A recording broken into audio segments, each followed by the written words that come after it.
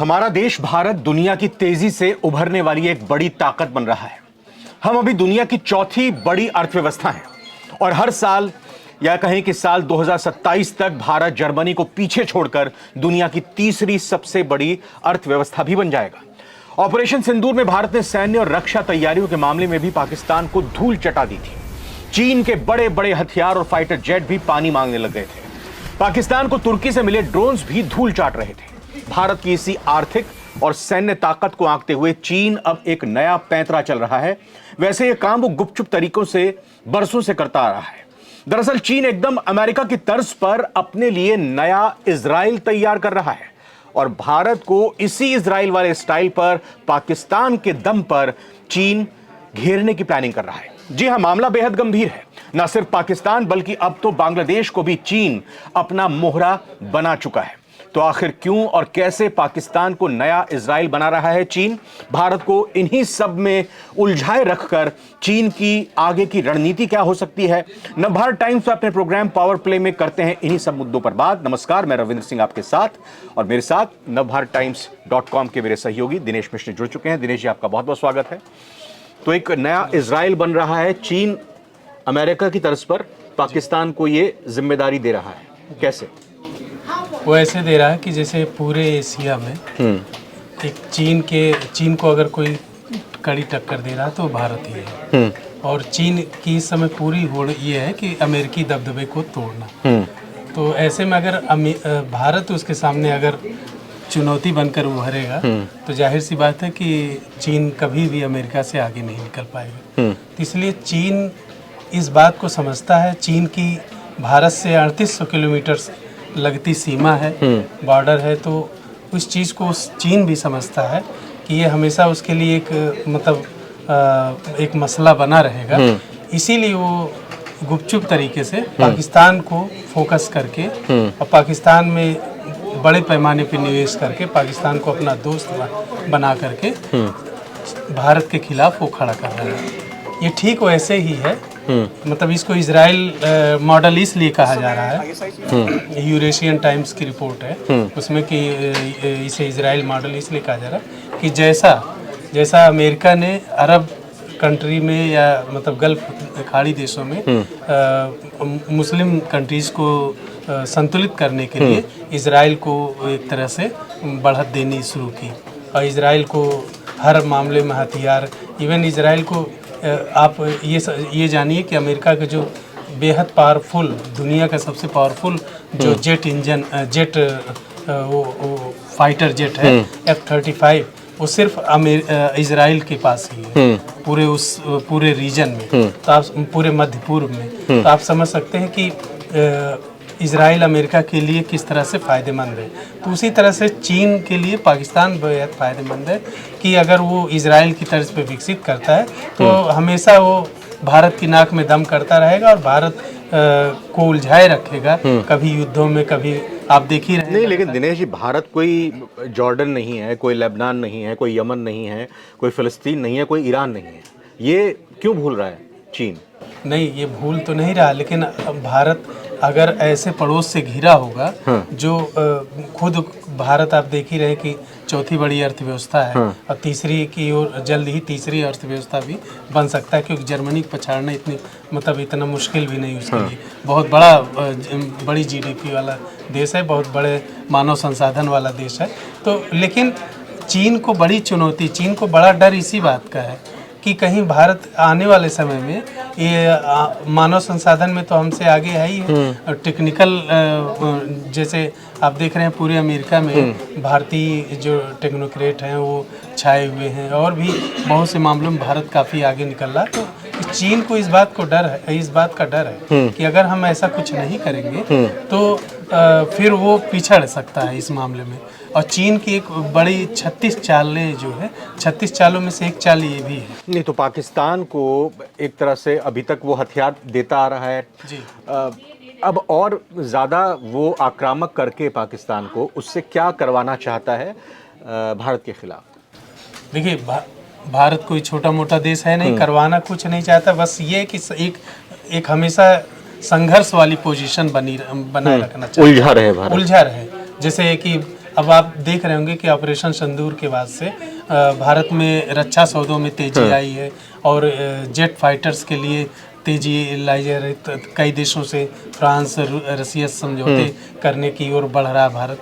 तो कई इस तरह के जो मसले हैं, जब भारत अगर ऐसी चीज़ों में उलझा रहेगा, बॉर्डर पे भी भारत की तैनाती बढ़ी है, वहाँ भी तैयारियाँ चल रही, ड्रोन की तैयारियाँ चल रही, तो आप समझ सकते हैं कि जो अच्छा ब्रिक्स की भी बात देख लीजिए, ब्रिक्स में भी भारत का वर्चस्व बढ़ रहा है। तो जैसे अगर हम जीडीपी एक अच्छी जीडीपी के साथ चल रहे हैं और दुनिया में अपनी क्या कहते हैं बादशाहत मनवा रहे हैं धीरे धीरे, तो अभी आपने देखा कि अमेरिका ने इतना भारी टैरिफ भी लगाया 50%, तो इसके बावजूद भारत के इकोनॉमी पे बहुत ज़्यादा इसका असर नहीं पड़ रहा है, इससे अमेरिका भी तिल मिला है। तो चीन इस बात को समझ रहा है, इसीलिए वो पाकिस्तान को धीरे धीरे तैयार कर रहा है। लेकिन चीन को ये नहीं दिखाई दे रहा है कि अमेरिका की गोद में एक तरह से पाकिस्तान जाकर बैठ चुका है और ये चीन को रास भी नहीं आ रहा है, फिर भी चीन अभी उसी रास्ते पे चल रहा है। लेकिन सबसे बड़ी बात है कि अमेरिका हजारों किलोमीटर दूर है, चीन एकदम बिल्कुल बगल में पड़ोस में है।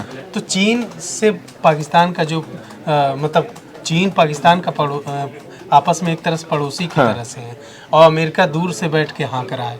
तो वो चीज़ अलग है। अभी आप आपने देखा होगा कि क्या कहते हैं, तो ये आपके पाकिस्तान के पीएम जो शहबाज शरीफ हैं और असीम मुनीर हैं, वो दोनों बार बार वहाँ जाते हैं, अभी फिर गए थे।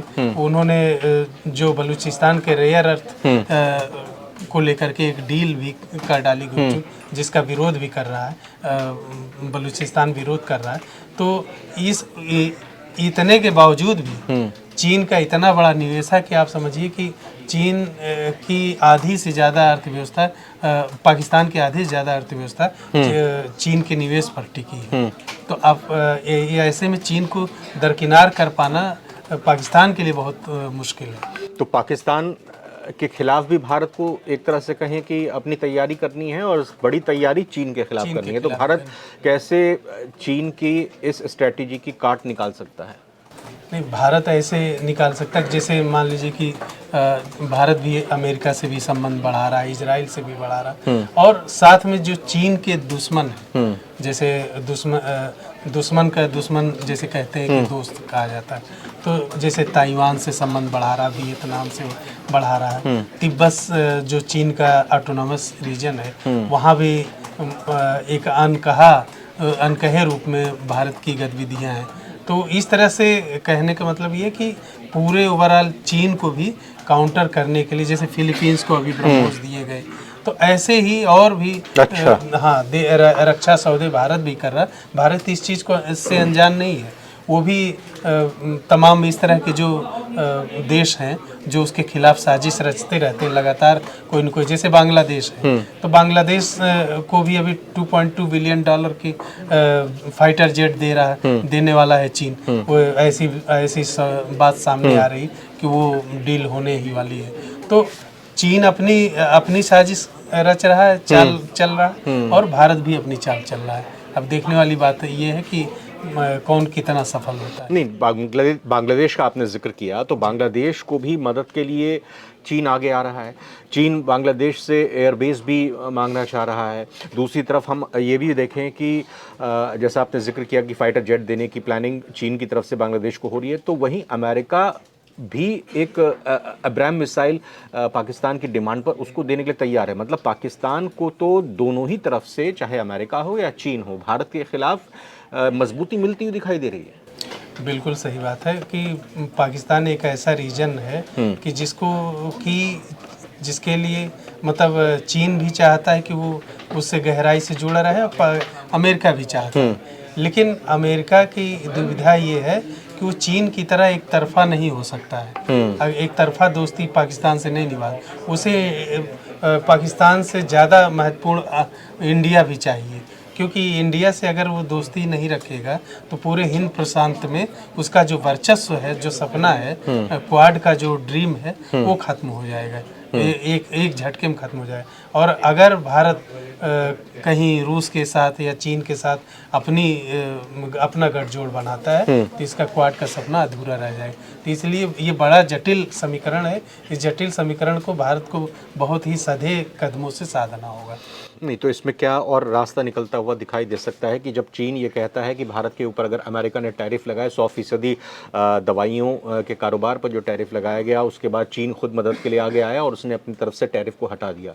चीन भारत के साथ व्यापारिक रिश्ते मजबूत करना चाहता है, लेकिन भारत की तरफ से क्या स्ट्रांगली ये बात नहीं रखी जा सकती? हम ये समझते हैं कि चीन और भारत के लॉन्ग टर्म के रिश्ते नहीं बन सकते, लेकिन अगर तात्कालिक रिश्तों की बात करें तो भारत कम से कम अभी तो चीन को कह सकता है कि पाकिस्तान की आप इस तरह से मदद ना करें। नहीं, देखिए, जो मौजूदा भू राजनीतिक समीकरण है उसमें क्या है कि जो आर्थिक संबंध है और जो रक्षा संबंध है या सैन्य संबंध है, कारोबारी संबंध, सब अलग अलग है। हमारा हो सकता है कि आपके साथ कारोबारी रिश्ता बहुत अच्छा हो, लेकिन हमारा हथियारों का सौदा या हथियार के जो संबंध है वो अच्छे ना हो, तो हम आप पे भरोसा ना करते हो कि आप हमारे फाइटर जेट्स का इस्तेमाल हमारे ही किसी दोस्त पे कर दें, तो इसलिए हम आपको हथियार नहीं दे सकते। तो ऐसे में भारत को ये मतलब एक तरह से सधे कदमों से सभी संबंधों को निभाना चाहिए। चीन अगर पाकिस्तान को इजराइल के रूप में बनाने की तैयार करने की कोशिश कर रहा है तो भारत के पास असली वाला इजराइल है, भले ही उसको अमेरिका ने बनाया हो। और इजराइल की अगर बात करें, नेतन्याहू की अगर बात करें, वो जिस तरीके से पाकिस्तान ने सऊदी अरब के साथ समझौता किया है वो भी उनको रास नहीं आया है। तो भारत अपने पुराने दोस्त इजराइल की मदद लेकर किस तरह से पाकिस्तान के खिलाफ उसकी कमर तोड़ सकता है?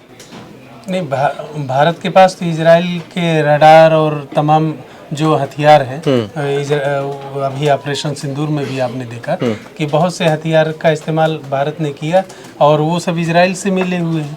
तो इजराइल तो भारत का अच्छा दोस्त है ही, और इजराइल पर तो भारत का कर्ज भी नहीं है। जिस तरह से पाकिस्तान भारत को उकसाता है तो उस तरीके से पाकिस्तान की इस उकसावे वाली कार्रवाई कि वो एक नेटो अलायंस मुस्लिम कंट्रीज का बनाना चाह रहा है जो कि इजराइल को नहीं पसंद है, तो भारत की तरफ से इजराइल क्या मैदान में कूदेगा? सिर्फ हथियार देने भर से बात नहीं बनती है, क्या वो कूदेगा मैदान में?